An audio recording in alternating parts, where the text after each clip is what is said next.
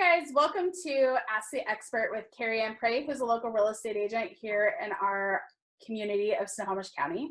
And today we're going to talk about land, because I know we get a lot of questions about how do I go about understanding land, or I want to build a house or something like that. So if I want to go about learning about land or to build a property, how can I do that? What's my first step? Yeah, I get a lot of questions about land to build a house or a shop. That happens a lot too. So one of the first things that you really need to think about, and a lot of people don't know, is the loan. The loan is very different. A lot of my clients will come to me with a standard FHA home approval, and that won't work with land. Most of the time, the lenders working with land will require 25% down to loan on the land. And one of the most important pieces, and I'm probably going to talk about this again, it's so important, you have to have a water source already in place on your land to get a loan, period. Okay. So that's something that you really have to look for. So is that a well already in place? Either a well or a city water connection also works. Okay, awesome. So we talked about the loan.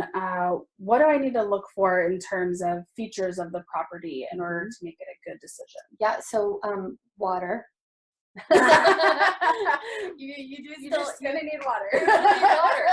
I mean, really, that's what it comes down to with land, right? That's what people have been fighting about for centuries is water rights. So you have to have water in place, or you need to have a plan in place to install water. Okay. If you're paying cash. And then you want to look for other things like the other utilities. Have they done a septic drain field? Is there one already in place? Is there a plan in place? Is there any permitting? Is there electrical at the street?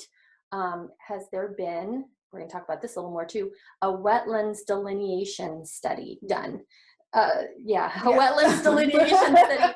So Washington State obviously is very wet, and there are a lot of wetlands. Just because the land isn't wet doesn't mean that it's not designated as a wetland.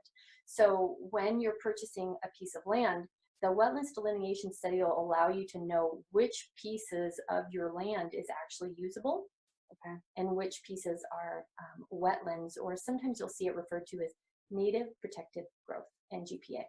Got it. Okay, that makes sense. Yeah. And that's funny too, because hearing that just because it's not wet doesn't mean that it's not designated. It can have a plant on it that's a designated wetland plant, or and different seasons it could be wet, and it could not be wet in the summer. So, Okay. Awesome. So what are things to watch out for? The water. making sure that it has a water connection. Also, whether or not you feel like it's going to have a lot of wetlands. If the wetlands study hasn't been done yet, walk the property and check it out and see what areas look to be wet. And then also you want to watch out for zoning. Okay. Is the property zoned as just recreational? A lot of times I'll have my clients call me and they'll say, I found this gorgeous piece of property, $25,000. It's right on the river. It's awesome. And it's a recreational property. It floods too much, so they won't allow you to buy or build on it. So watch for the zoning of the property as well. Okay. How do I find out if it's got water as far as a hookup or opportunity for a well? Yeah. How do I find that out? You know, it can be really tough, because a lot of the listing agents when you're buying land, the land listing agents, it's buyer due diligence, big time. You have to do your own work on this. If the work's already been done for you, it's going to be reflected in the price. If the septic's in, if the water's in, and property lines are staked and it's ready, beautiful, good to go, just about ready to be built on, you're gonna pay for it. Okay, that's good to know. Get what you pay for. Very true with the buying land.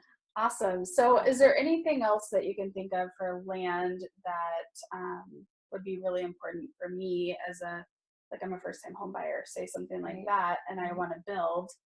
What else would you caution me about? So the other thing we would talk about is the permitting process. It's not only reasonably lengthy, you have to be prepared for that.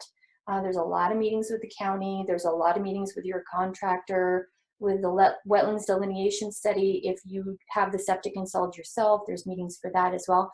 But it's also really costly. Some of the permitting in King County, you can see it be 6 figures. Oh my gosh. That look was priceless. Yeah. And it's actually the look I get most is really, I mean, it really depends on the land itself, but it can be very expensive. So you're going to want to account for that when you're planning out your build. Okay. Yeah. Awesome. Well, thank you so much for the information. Yeah. I appreciate it. Of course.